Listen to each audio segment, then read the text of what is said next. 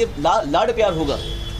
मेरे लिए लाड प्यार नहीं है, मेरे लिए ये गुंडागर्दी है कि कोई अपने धर्म को जोर जोर से, और मैं इक्वली प्रोसेशन, मैंने पहले भी ट्वीट्स में लिखा हुआ है, ये जो रास्ते में जब फेस्टिविटीज़ होती हैं, मैं कोई नाम नहीं लूँगा, उसमें जो लोग दादागिरी से करके नाचते हैं, ए हटो, ये करो वो करो, इन लोगों की तकलीफ हो जाती है, पुलिस की तकलीफ हो जाती है। और क्या कर रहे हैं वो बेसिकली धर्म के नाम पे शराब पी के नाच रहे होते हैं, फिल्मी गाने बजा रहे होते हैं। तो मतलब ये दादागिरी नहीं है? अगर मैं ये इशू कह रहा हूँ तो आप बुद्धिजीवियों को मेरी बात समझ के इस बात को सही तरीके से पेश करना चाहिए, क्योंकि आपके बच्चे भी तो उसी देश में बढ़ने वाले हैं कि नहीं बढ़ने वाले। You want to keep the same country as we live in right now. आपके बच्चों को भी तो आगे बढ़ाना है। जब आपके बच्चे बड़े होंगे तो उनको इससे थोड़ा सा बेटर देश देने में तो आप मदद कर सकते हैं कि नहीं। और अगर मैं ये कह रहा हूँ मेरे ट्विटर के माध्यम से सुबह सुबह उठ के, तो आप इसको अलग तरीके से क्यों ले रहे हैं? मैं मुझ जैसा आदमी, मतलब इतना सेक्युलर मैं समझता हूँ अपने आप को, ना मैं राइट विंग हूँ ना मैं लेफ्ट विंग हूँ, मैं इधर बीच में स्टैंड करता हूँ। मैं जानता हूँ कि मुझ जैसे लोगों की तादाद कम है, ज़्यादातर राइट विंग है, ज़्यादातर लेफ्ट विंग है, बीच के लोग बहुत कम मिलते हैं। मैं बीच में खड़ा हूँ, मैं माइनॉरिटी हूँ एक्चुअली। खैर, मेरा यही आप लोगों से कहने का मतलब था। हालांकि मैंने ज़िंदगी में कभी इस तरह की बड़ी बड़ी बातें ऐसे बुला के नहीं की है। हम आपस में आप भी बातें करते हैं, हम भी बातें करते हैं, but I have never had to make a speech out of this. जो मैंने कभी बिना प्लान किए मैं कह रहा हूँ, कोई गलती हो तो मुझे माफ़ कीजिएगा, पर मेरे कहने में किसी का निरादर नहीं है। मैं एक सोशल टॉपिक पे बात कर रहा हूँ, ना कि रिलीजियस टॉपिक पे बात कर रहा हूँ, तो इसे उतना तक ही रखें। आपकी कुछ सवाल हो मुझसे पूछ सकते हैं? मैं नवभारत टाइम्स से जी। ट्विटर पे तो हमने देखा कुछ लोग आपको सपोर्ट कर रहे हैं तो आप सामने लिखते हैं, और जो आपको बुराई कर रहे हैं, आलोचना कर रहे हैं, वो भी वहाँ पे लिख रहे हैं। लेकिन क्या कोई ऐसा फोन कॉल आपको आया जिसमें आपको धमकी मिली कि क्या लिख दिया आपने, ऐसा कुछ हुआ? किसी ने फ़ोन किया है, धमकाया आपको? नहीं, जो भी हो रहा है मुझे आप लोगों के माध्यम से मालूम पड़ रहा है। मैं वैसे भी फ़ोन कॉल देता नहीं हूँ एक्चुअली, फ्रेंकली। सो आपने देखा होगा मैंने आपके भी फ़ोन्स नहीं लिए थे, तो मैं फ़ोन लेता नहीं हूँ, तो मुझे ऐसा कोई कॉल नहीं आया। कभी आपने पुलिस कंप्लेंट की थी? कभी नहीं, मैंने कंप्लेंट नहीं की। Sonu ji, including Nika have said that you should consider changing your house rather than creating an issue here, because religion is something that is sacred. They understand your point of noise pollution, but they still feel that the way you said it was perhaps not right. नहीं, not really. ऐसे महानुभावों की बातों को आप ही जानती हैं कि उसका क्या तत्व है, क्या फ़ायदा इस बातें करने का। एक मौलवी ने आपके बाल निकालकर आपको जूते पहनाकर पूरी दुनिया में घुमाने की बात कही है, उस पर क्या प्रतिक्रिया देंगे?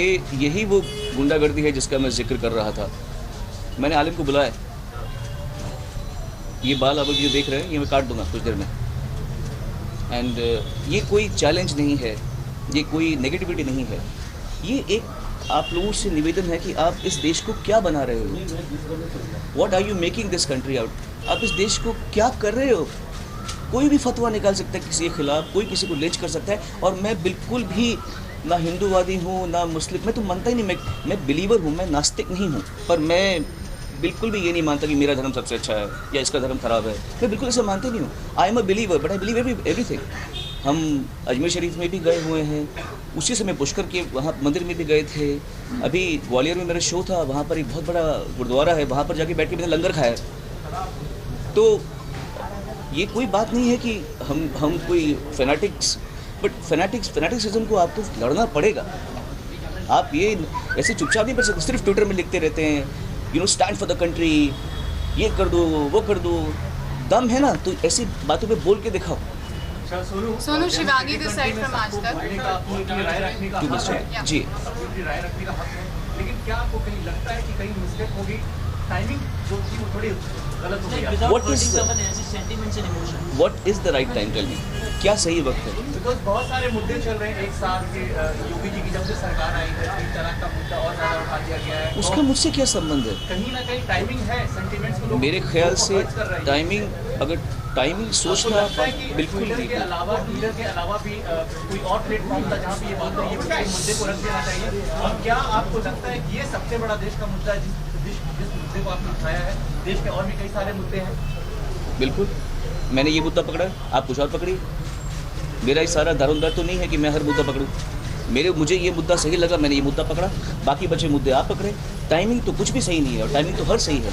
अब अगर हम ये बोले कि इसका मुहूर्त निकालेंगे तो फिर हम वही बात करें। बिल्कुल एवरी टाइम इज़ राइट। जब जो बात आपको लगे वो आप कहें। एक मिनट जी। Sonu Shivangi this side from Aaj Tak. हमने आपके घर के पास जो मस्जिद है वहाँ के लोगों से बात की, जहाँ की अजान की आवाज़ जो है वो यहाँ आती है। हाँ। उनसे बात की और उनका कहना है, वो ये आरोप लगा रहे हैं कि पिछले 6 महीने से आप उनको परेशान करने की कोशिश कर रहे हैं। आपने दूसरों के नाम पे उनको कंप्लेन कराया है। यस। और कहीं ना कहीं पार्कर जो है वहाँ के ट्रस्टी, उनका ये आरोप है कि आप 6 महीने से उनको परेशान करने की कोशिश कर रहे थे और जब नहीं हो पाया तो ट्विटर के जरिए उन्हें परेशान किया। मुझे पता ही नहीं मस्जिद कहाँ पर है, इसलिए there is no ground to all this. Ambika ने लिखा है Yeah.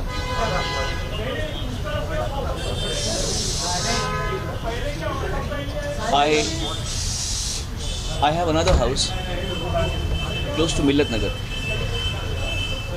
What? In conversation with Wajid Khan, do you agree with this point or what was it between Wajid Khan? मैं समझा ही नहीं, क्योंकि वो मेरी बात नहीं समझे। खैर, सबका हक है बोलने का। मैं अभी भी ये मानता हूँ कि Guys, please silence. Please silence. मेरा सबका हक है। जो आप मेरी बात से एग्री नहीं करते तो आप भी मुझे कह सकते हैं। फ़र्क ये है कि कुछ लोग गाली का इस्तेमाल करेंगे, कुछ थ्रेटन करेंगे, पर जिस तरह मुझे मेरी बात कहने का हक है वैसा आपको भी मेरी बात को ना मानने का भी हक है। बट ये सब चीज़ें तरीके से भी हो सकती हैं, कोई बात। आई नो ट्विटर में ऐसा या सोशल मीडिया में इस तरीके से लोग रिएक्ट करते ही करते हैं, बट दैट डजंट मीन कि लोग मुझे मिसकंस्ट्रू करें, मेरी बात को गलत समझें। मैं ये नहीं चाहता, इसलिए मैंने ये प्रेस कॉन्फ्रेंस बुलाई है।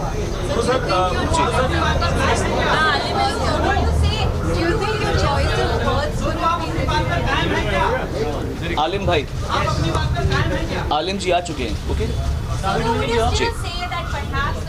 The choice of words that got led to the people misconstruing it. Would you say that perhaps you should have used different words? क्या भैया? हाय रब्बानी भाई, ये मेरे गुरुजी के बेटे रब्बानी। अब मैं जो मुझे आप कोई इनसिक्योरिटी कैसे टेंट कर सकता है जब हम आपस में इतने जुड़े हुए हैं। लगता है जैसे मेरे सगे भाइयों से मेरा उतना प्यार नहीं होगा जितना मेरे इन भाइयों से मेरा प्यार है। तो इसलिए मेरे ख्याल से मैंने कुछ भी फ्रेम किया हो। हाँ करेक्ट। एक और बात बोलता हूँ मैं आपको। Silence please. एक बात आपने ठीक कहा और इस बात को मैं क्लियर करना चाहता हूँ। शायद कुछ लोगों ने ये बात पकड़ी है कि मैंने मोहम्मद क्यों लिखा है, मोहम्मद साहब क्यों नहीं लिखा। No, this is a problem of the English language. हम हिंदी में शिव जी कहते हैं, इंग्लिश में शिवा कहते हैं। हम इंग्लिश में लिखते वक्त शिव जी नहीं निकलता, शिवा, कृष्णा, रामा ऐसे आता है। श्री राम नहीं आएगा, श्री कृष्ण नहीं आता इंग्लिश में लिखते हुए। So when you writing a tweet जिसमें एक लिमिटेड जगह में आपको कुछ बात कहनी है, तो मोहम्मद साहब या प्रॉफिट मोहम्मद आदमी के दिमाग में आता ही नहीं है। क्योंकि हमारे जिस तरह किसी मुसलमान की भाषा में लॉर्ड जीसस नहीं आएगा, वैसे ही मेरी भाषा में भी मोहम्मद साहब इंग्लिश में मोहम्मद साहब नहीं आ रहा, मोहम्मद ही आ रहा है। पर अगर एक मिनट मेरी बात, अगर तो ये बात में किसी ने मुद्दा बनाया है तो मैं हाथ जोड़े कहना चाहता हूँ कि मेरा इंटेंट ये नहीं था कि मैं किसी के प्रॉफिट की निंदा करूँ। जब ट्विटर में लिखता है तो आदमी बहुत सोच समझ के छोटा छोटा डी की बजाय डी लिखता है, SEE के बजाय C लिखता है, तो हम सोचते हैं कि हम अपना मैसेज कन्वे कर दें। और इंग्लिश में नहीं आता मुंह से, जो लोग अभ्यस्त नहीं हैं। रब्बानी के मुंह से आ सकता है क्योंकि ये लोग रोज़ उनका नाम लेते हैं, बोलते हैं। हमारे मुंह से इनके नाम से श्री कृष्ण नहीं आएगा ना, कृष्ण आएगा ना, ये क्योंकि इनकी भाषा में वो नहीं है। आप समझे, इट्स नॉट अबाउट किसी ये जब बोलेगा, ये अगर रब्बानी बोलेगा कृष्णा तो अरे तुमने कृष्ण क्यों बोला, जी कृष्ण बोला, ऐसे नहीं बोलेगा आदमी कोई भी। तो you have to grant that much, you have to be considerate. आपको ये सोचना चाहिए कि इस आदमी की मंशा क्या है और ये आदमी किसी को डिसरिस्पेक्ट करने के लिए ये बात नहीं कह रहा, ये आपको जानना चाहिए। इन द एंड मैं सिर्फ ये कहना चाहूँगा, आप लोगों को थोड़ा इससे ऊपर उठना पड़ेगा। छोटे छोटे मुद्दों को ज़्यादा तूल दे के बड़ी बात को न समझने का ये आडंबर आप लोग कब तक रचेंगे। कब तक आप लोग इस तरह से इग्नोरेंट होने की कोशिश करेंगे कि छोटी बात पकड़ लेंगे कि इसने क्या बोला, उसने क्या बोला, और आप बड़ी बात नहीं समझ पा रहे। बस ये मेरा बोलना है। बाल शेव क्यों करा रहे हैं सर? बाल उठाने की जरूरत क्या है? क्यों बाल शेव करा रहे हैं?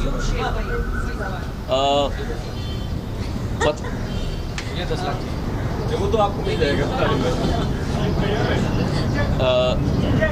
ये कह रहे, इसका आंसर देने से पहले मैं आपको आलिम और मेरे बीच में जो अंडरस्टैंडिंग है, जो प्यार है,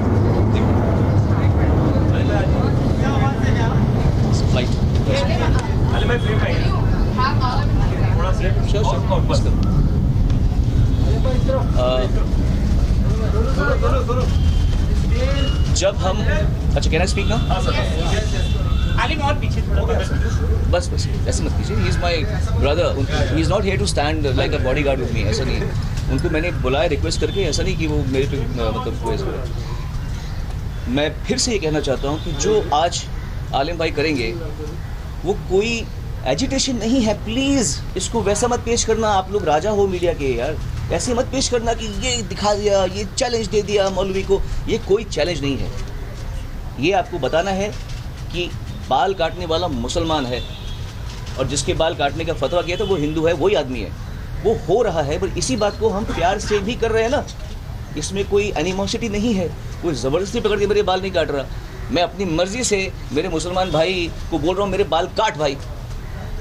आप फतवे की ही कहानी आप समझ रहे, आप सब पढ़े लिखे लोग हैं। फतवे की ही बात को हम प्यार से अगर इंटरप्रेट करें तो थोड़ा सा सही मैसेज पहुंचता है या नहीं पहुंचता। बहरहाल अगर आप लोगों की बात समझ आ रही है तो मैं बहुत खुश हूँगा। अगर नहीं समझ आ रही तो कभी ना कभी समझ आ जाएगी, फिर आप इस बात को याद करें कि मैंने क्या कही थी। That's it. Thank you very much. Sonu एक और सवाल कुछ और सवाल है। हाँ? नहीं। वेट यार, लेट मी आस्क।